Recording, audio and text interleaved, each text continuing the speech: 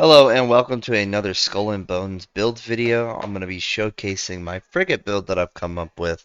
Now that I've got it leveled up all the way, and after a couple days of testing, I feel like it's time to show it off.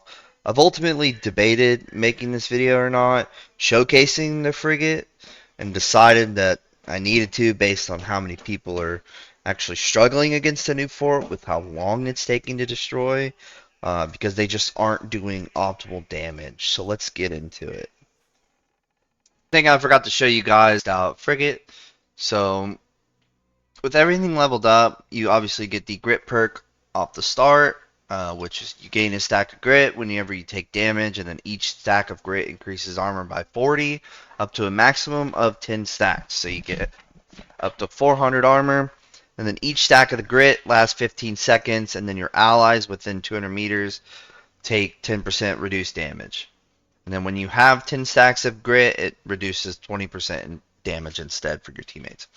And then you have the resolve perk at 10 stacks of grit. Taking damage grants you resolve. And then resolve is going to restore 10% of the brace strength on activation.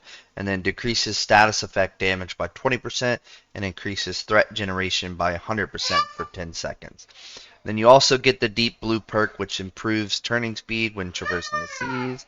And then the colossal is massive amount of hull health with a 30% reduction of sailing speed in the rivers and shallows.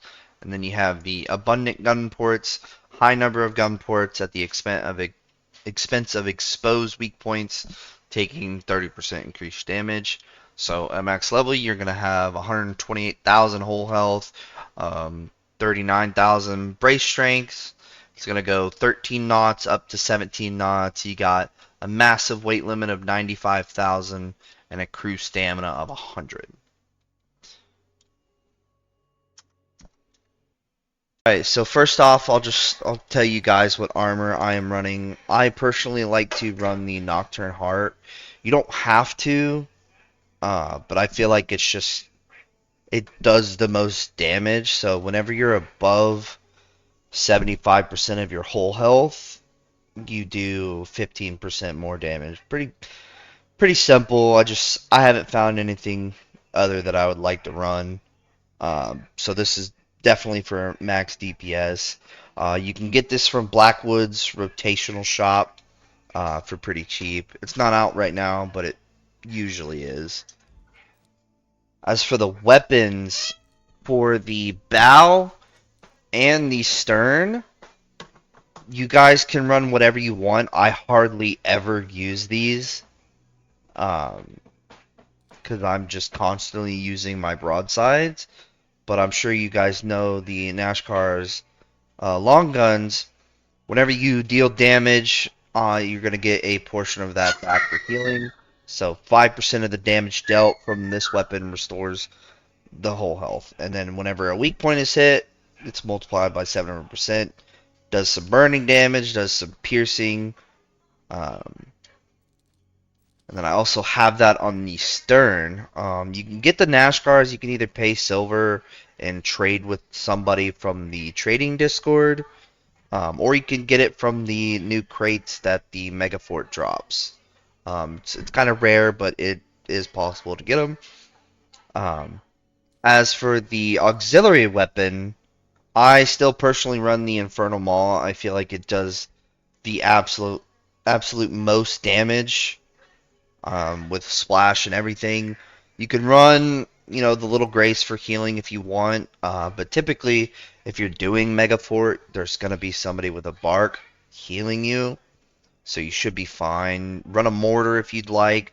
The Roaring Meg is pretty good because it does the extra damage against the Mega Fort itself. Just, roll it with Siege. Siege, if you can get it for both, would be great because it does bonus damage to structures.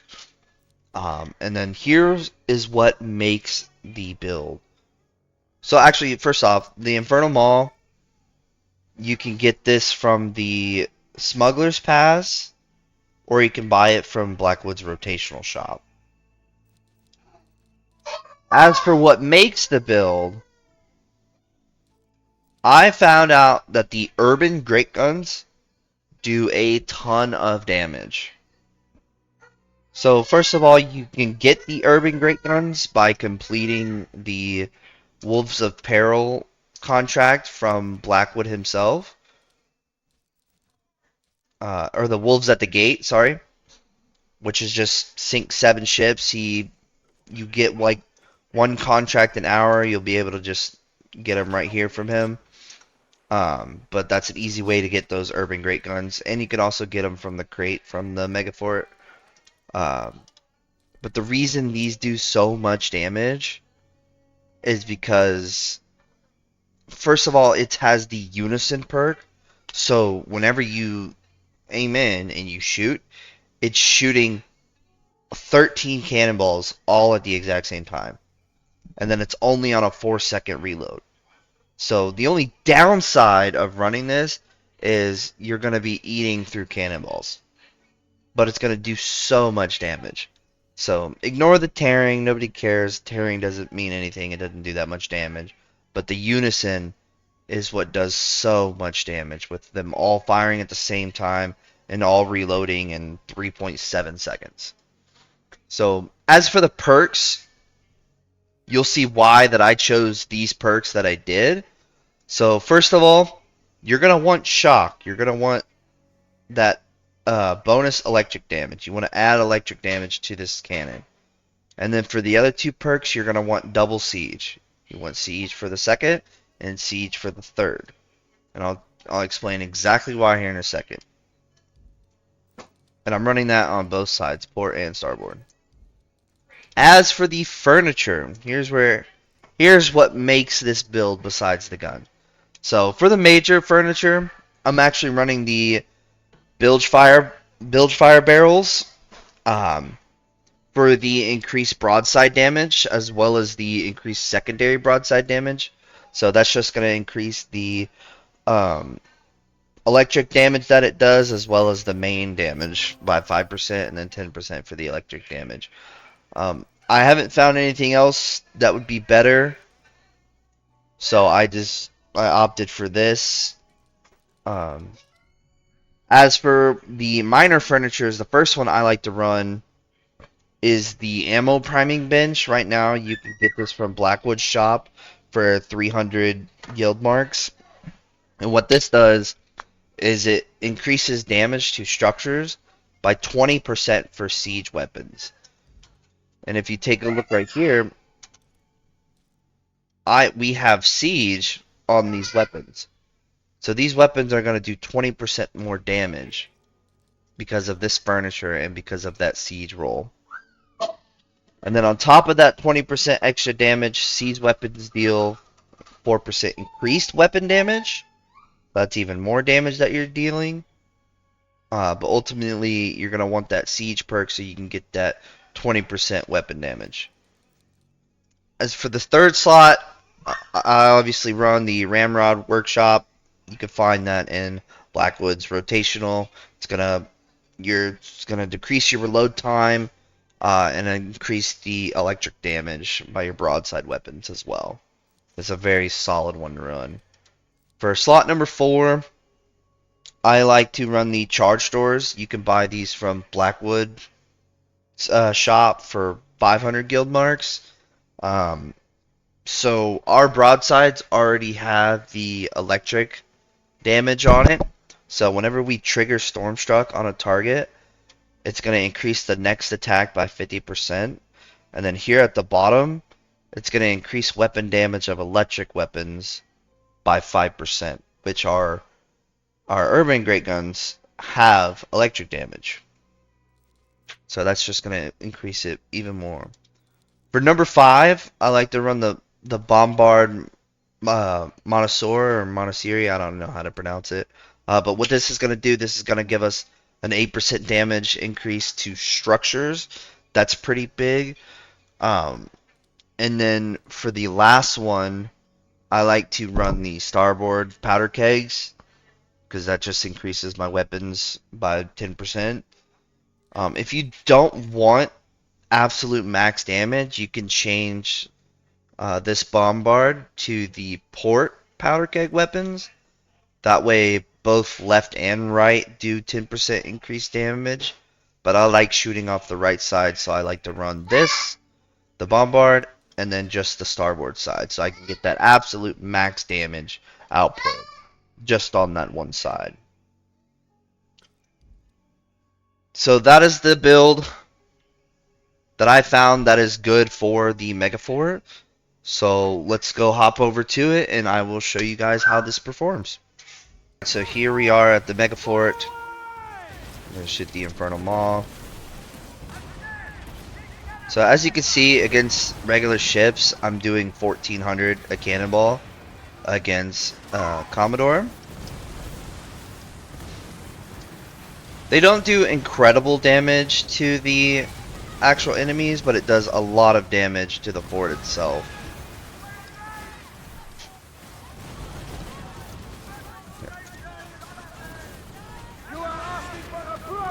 Let me get out of the way so I can actually focus on the fort itself.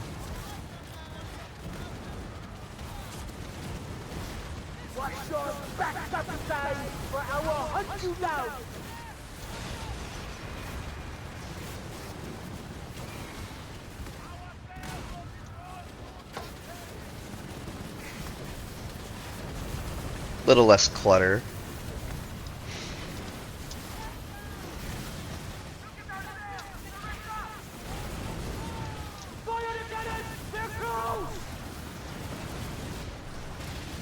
Okay, so now that everything is not shooting me anymore, I'm going to show you guys what one of these volleys is going to do to the fort.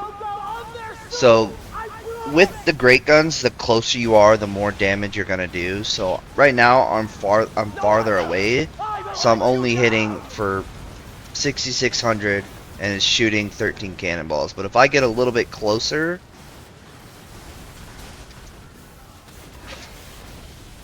I should be doing a bit more damage. Yeah, I'm doing 8,000, you know, times 13, that's a lot. And it's 3.7 seconds to reload.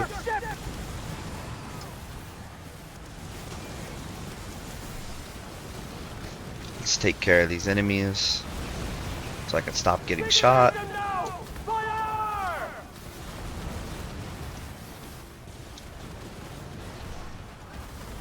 Shoot the fort again.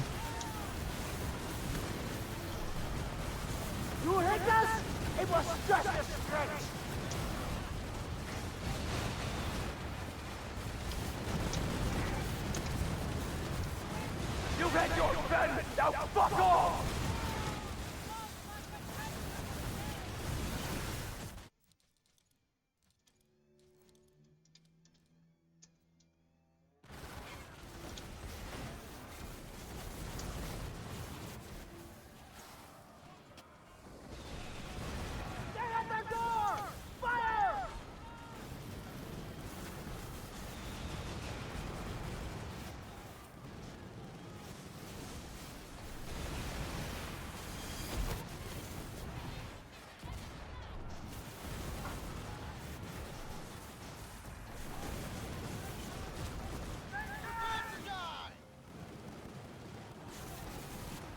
Getting shot by everything right now.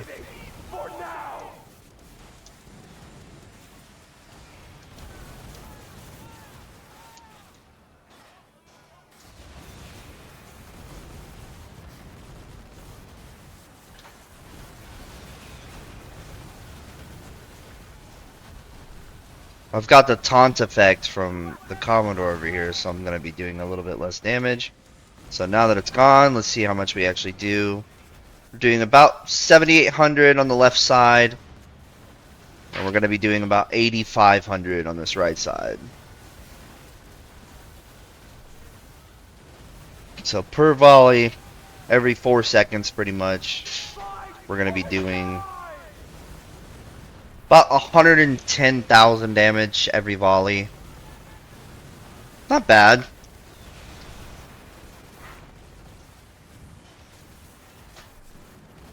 It's very inconsistent sometimes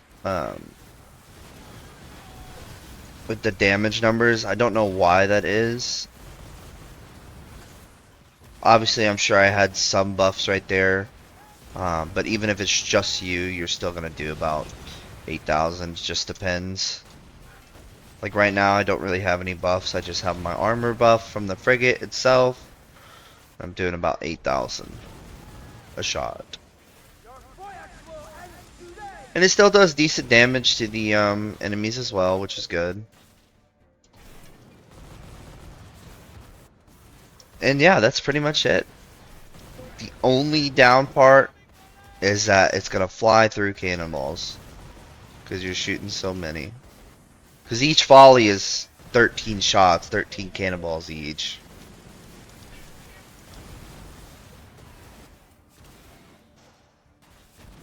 And this fort's gonna go down in no time. Now if we can just get everybody to have good builds, then these forts would go a lot faster.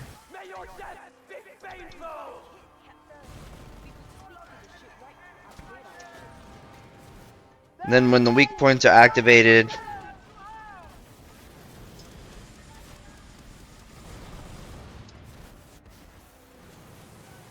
I am getting lit up right now.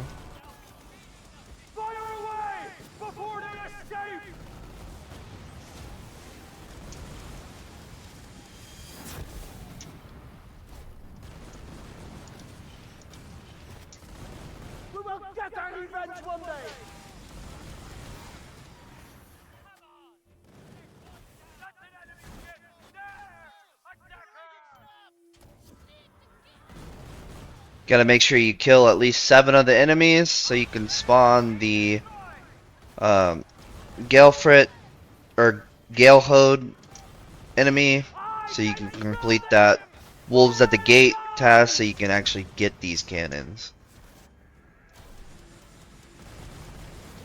So I believe I already got the 7 kills, spawned him in, so if I just kill him, I'll complete the contract, which should give me the, yep, right there, the Urban Great Guns.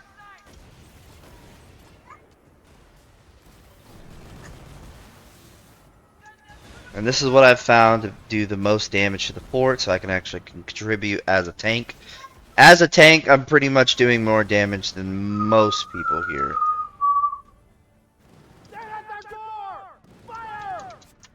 And that concludes the build video for the frigate with the Urban Great Gun builds. Just let me know what you guys think in the comments, if you guys would run this or not, or if I did a good job on the video. Just let me know. Enjoy.